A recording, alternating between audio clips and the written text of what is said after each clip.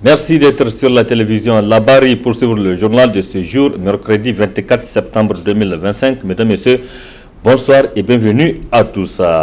Notons d'abord cette cérémonie il y a quelques instants de clôture du premier forum scientifique, donc forum national scientifique de la recherche et de l'innovation technologique au centre de conférence internationale Mahatma Gandhi, un forum qui a porté sur le thème défis de souveraineté nationale, contribution de la recherche scientifique et de l'innovation technologique pour des solutions durables. Des pays de l'AES et le Togo ont participé à cette rencontre qui a duré 3 jours. Nous y reviendrons sur cet élément. Le temps de parler de cette décision des pays de la Confédération de l'Alliance des États du Sahel, AES, à savoir le Niger, le Mali et le Burkina Faso, qui ont annoncé officiellement leur retrait de la Cour pénale internationale CPI. Une décision saluée par les Nigériens que je vous propose de suivre. C'est une information qui vient de tomber comme ça, mais néanmoins, ça suscite deux problématiques. La première problématique, c'est de faire l'historique même de la CPI pour voir est-ce que la CPI a vraiment pu atteindre les objectifs assignés à la création de cette cour. Moi, je me dis que non, parce que si vous vous rappelez de l'histoire du procès de l'ancien président ivoirien, Laurent Gbagbo, on sait que ce procès-là a été concocté en toutes pièces pour faire taire un président nationaliste. Si nous regardons aujourd'hui aussi ce qui se passe à la bande de Gaza, où Israël est en train de massacrer une population innocente, et que la CPI émet un mandat d'arrêt contre le premier ministre israélien et que les États-Unis s'élèvent pour sanctionner même les magistrats qui ont émis ce mandat d'arrêt. Et je me suis dit que cette cour n'a pas atteint officiellement les objectifs qu'elle s'est assignés. Si nous venons aussi vers le retrait des pays de l'AES au sein de cette cour, ma foi, les citoyens vont se poser plusieurs questions. Pourquoi ce retrait? Pourquoi dans ce contexte précis que les dirigeants des 3 pays-là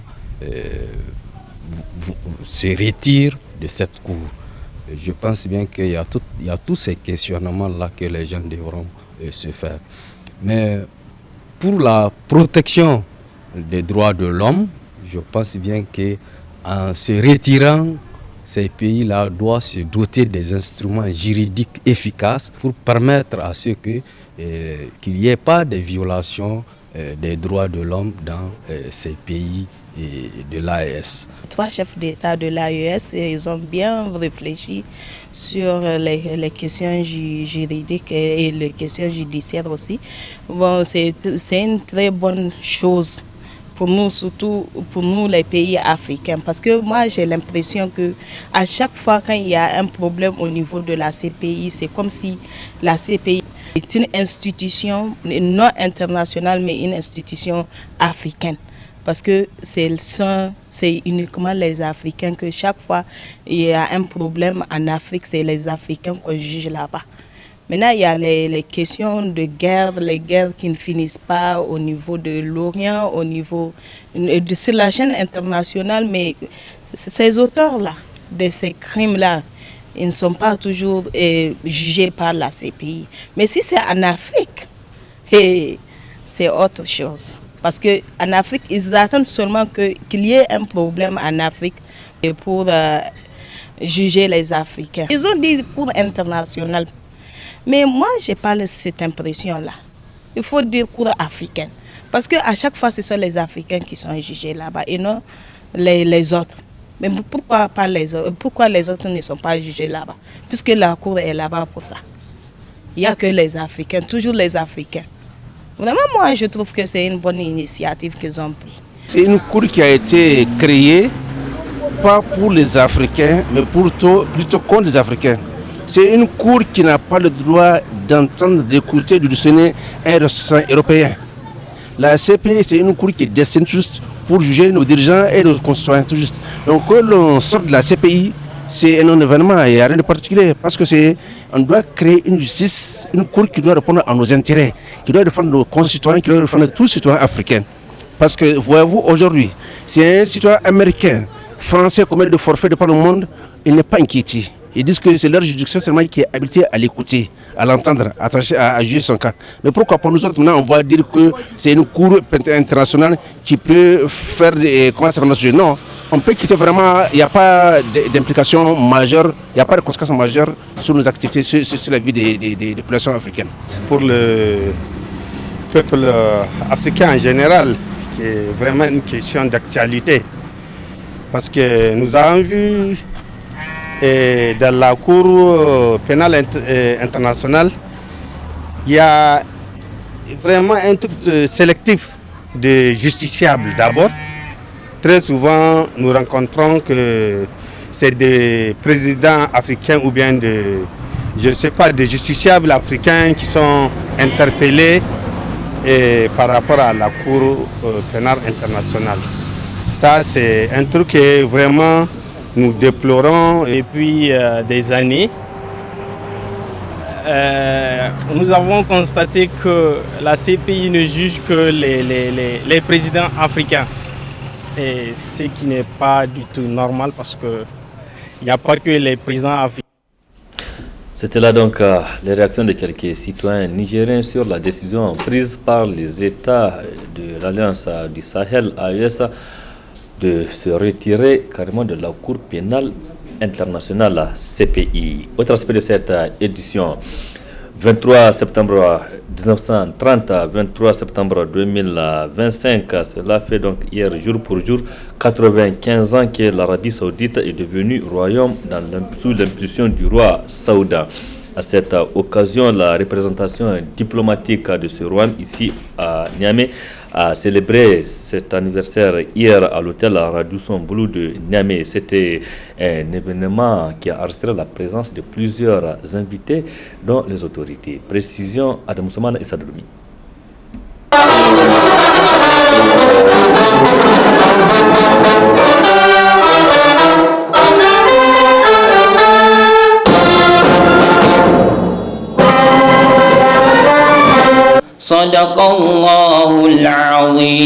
L'exécution des hymnes du Niger et de l'Arabie Saoudite suivie de la lecture du Saint-Coran ont marqué le début de cette cérémonie commémorant l'unité du Royaume d'Arabie Saoudite intervenue en 1930 sous l'impulsion du souverain Saoud.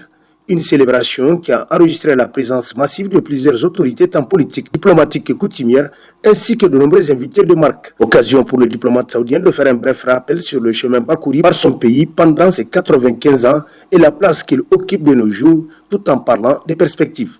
Le Royaume d'Arabie Saoudite occupe aujourd'hui une place prépondérante dans le monde sur les plans politiques, culturels et économiques. Et dans le but de réaliser davantage de progrès économiques, la vision 2030 du Royaume d'Arabie Saoudite a été élaborée et lancée en 2016 par son Altesse royale, le prince Mohammed bin Salman bin Abdelaziz Al Saoud, prince héritier, président du Conseil des ministres. C'est un plan audacieux et ambitieux visant à accélérer le développement du Royaume d'Arabie Saoudite et dont la mise en œuvre a commencé depuis son lancement.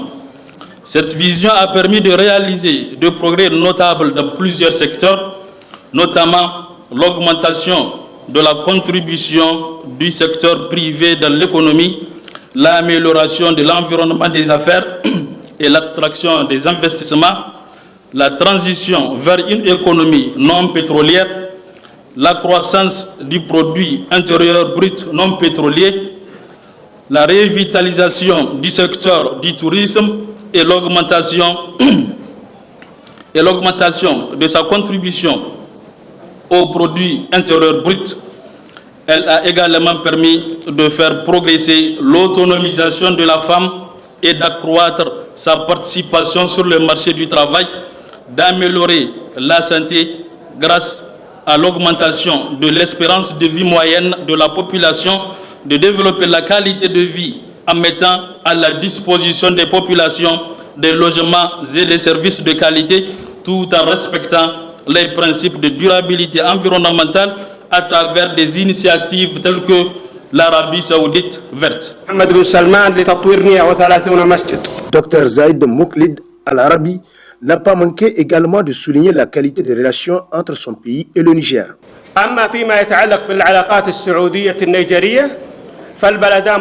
Les deux pays sont liés par des relations diplomatiques anciennes fondées sur des bases sociopolitiques et religieuses. En effet, les deux pays sont membres fondateurs de l'Organisation de la coopération islamique, en plus de nombreux intérêts communs entre eux. Il existe aussi une coordination de haut niveau entre les dirigeants de nos deux pays dans les instances internationales. Il est à noter également que le Royaume d'Arabie Saoudite est un partenaire au développement du Niger car il y finance la mise en œuvre de nombreux projets et programmes de développement ainsi que des actions humanitaires à travers des institutions et organisations saoudiennes, notamment le Fonds saoudien de développement et le Centre Roi Salman de secours et des actions humanitaires.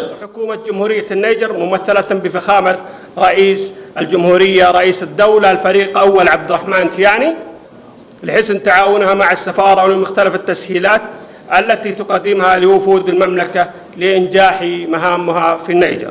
Le diplomate saoudien a témoigné de toute sa gratitude à l'endroit des autorités du pays pour les facilités qui leur sont accordées dans la réussite de leur mission au Niger.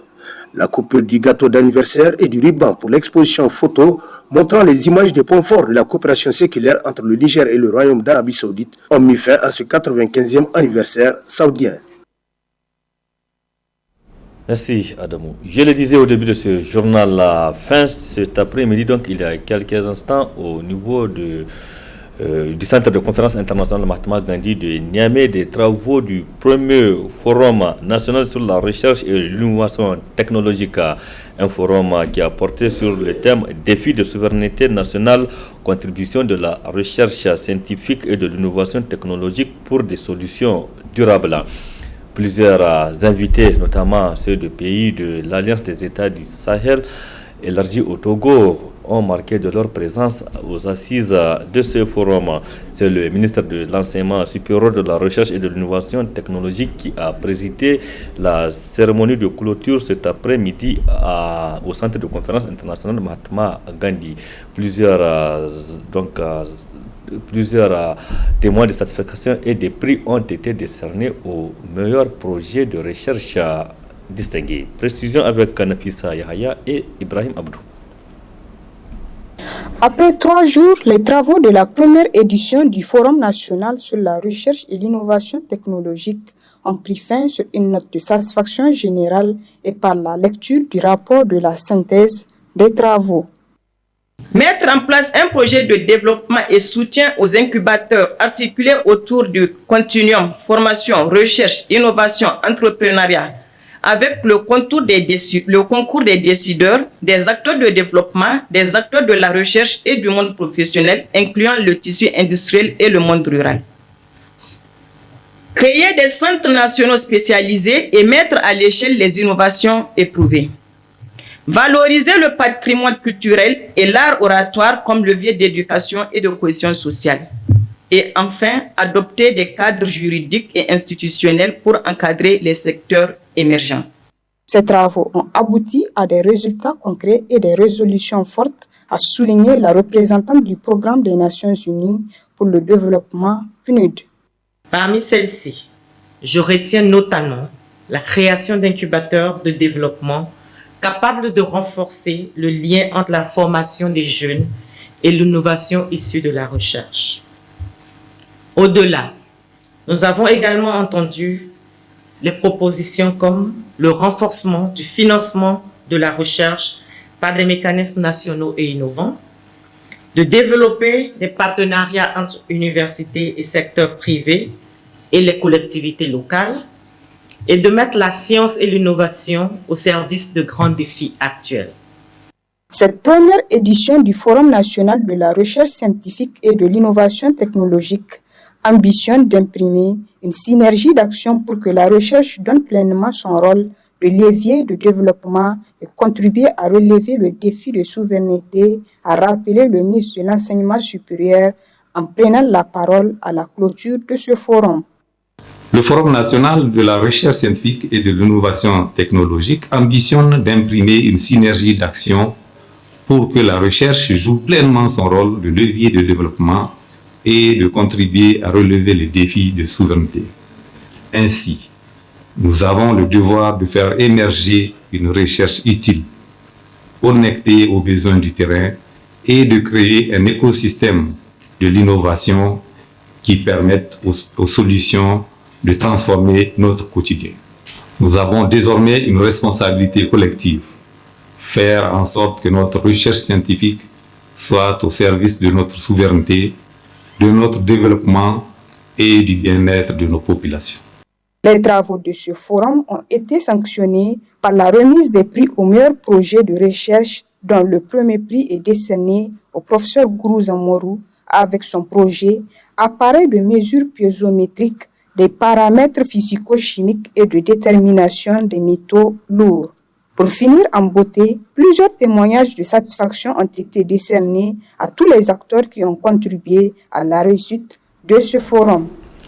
Et vivement la deuxième édition de Nafissa Yahya. Parlons à présent du port de ceinture de sécurité dans les véhicules, donc une décision en vigueur au Niger depuis quelques années. Malgré cette décision, beaucoup d'usagers ne veulent pas porter cette ceinture, pourtant elle protège. Reportage à Nana Mariama Nouri et Chebiguissou. Chaque année, les rues de Niamey sont les théâtres d'accidents souvent dramatiques. Et pourtant, un geste simple pourrait sauver des vies, le port de la ceinture de sécurité. Cependant, force est de constater que nombreux usagers de la route ne respectent pas cette exigence pourtant enseignée dans toutes les auto-écoles pour l'obtention du permis de conduire. Bon, généralement dans les auto-écoles, on ne sensibilise pas les candidats ou les usagers sur certains comportements, mais on les enseigne ça.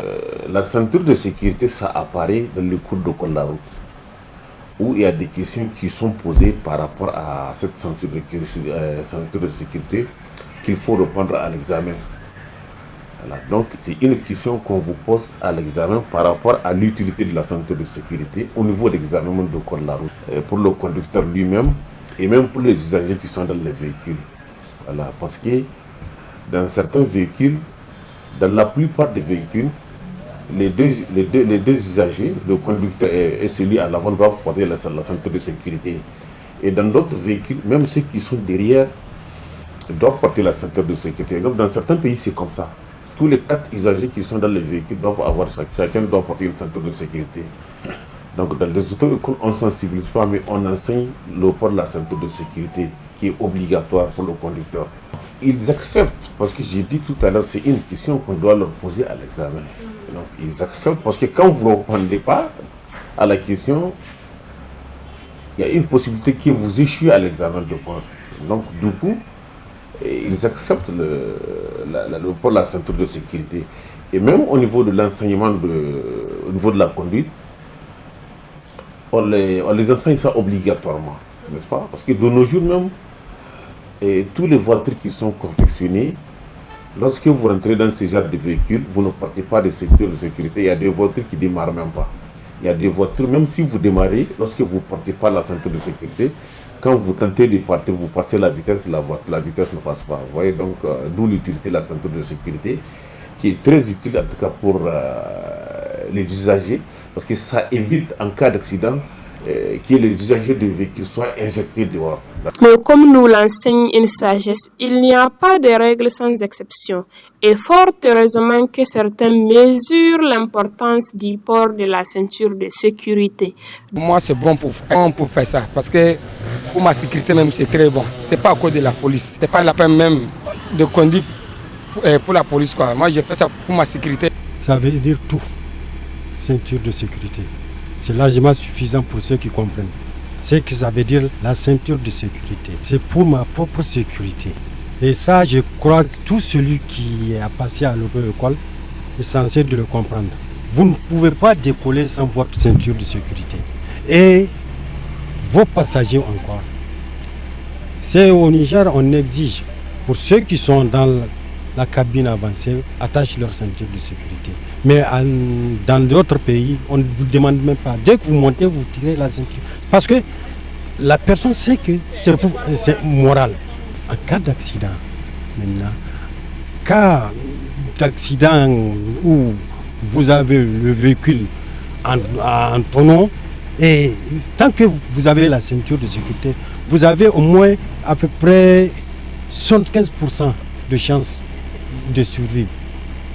Le port de la ceinture de sécurité peut sembler un geste banal, mais il sauve des vies. À Niamey, chaque trajet devient plus sûr quand chacun pense à sa sécurité. Place à présent à notre rendez-vous hebdomadaire, la chronique juridique. Aujourd'hui, elle porte sur le thème la cybercriminalité, un thème développé par Maître Suleiman Seydou, il est avocat à la Cour. Très bonne réception.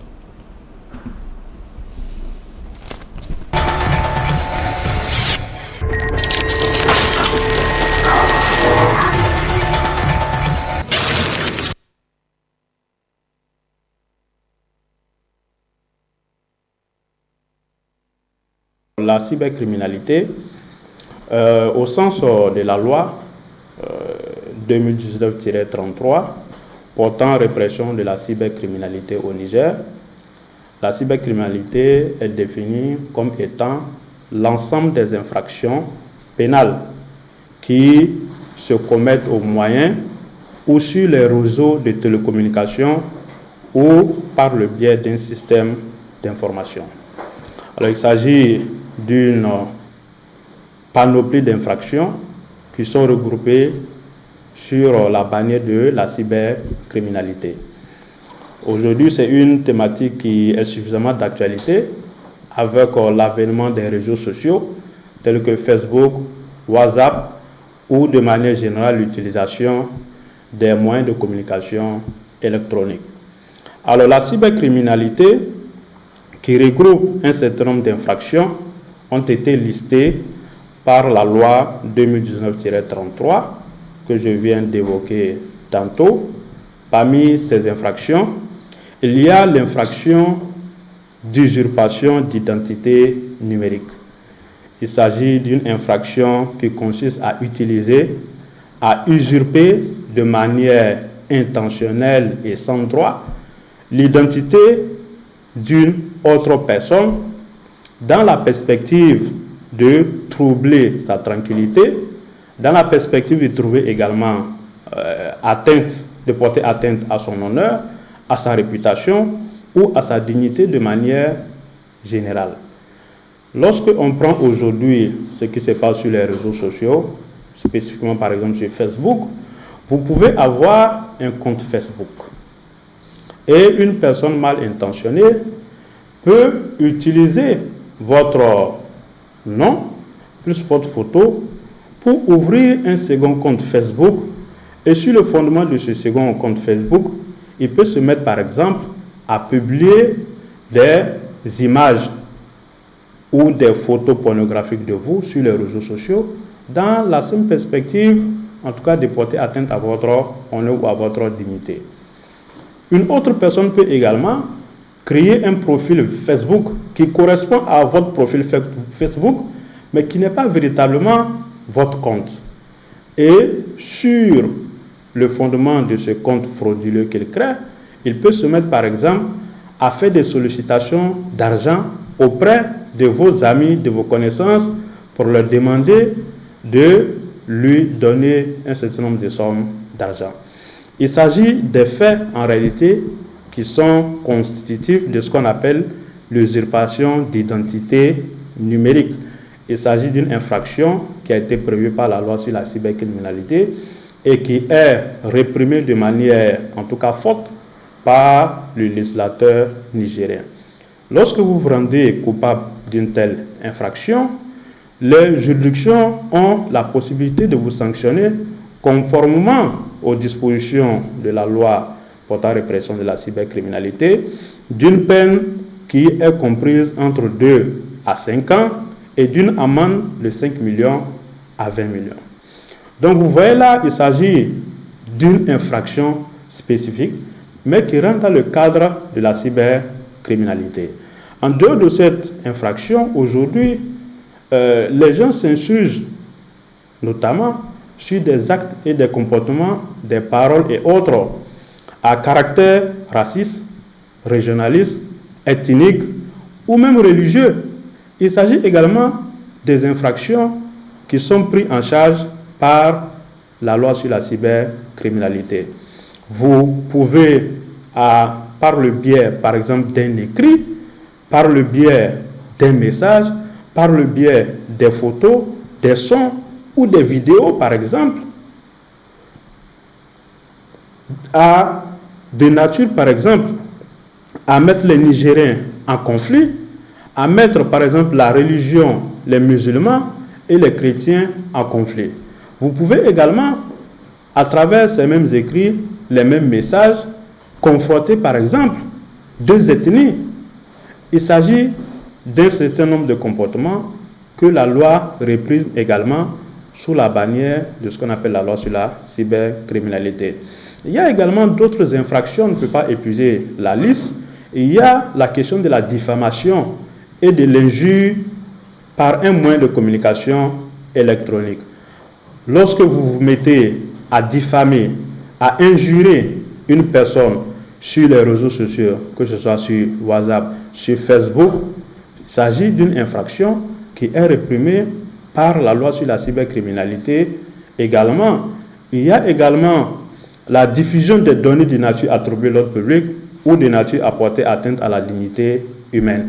Il s'agit d'une panoplie d'infractions, comme vous le constatez, qui sont prévues par la loi sur la cybercriminalité, que nous ne pouvons pas épuiser dans le cadre de cette émission.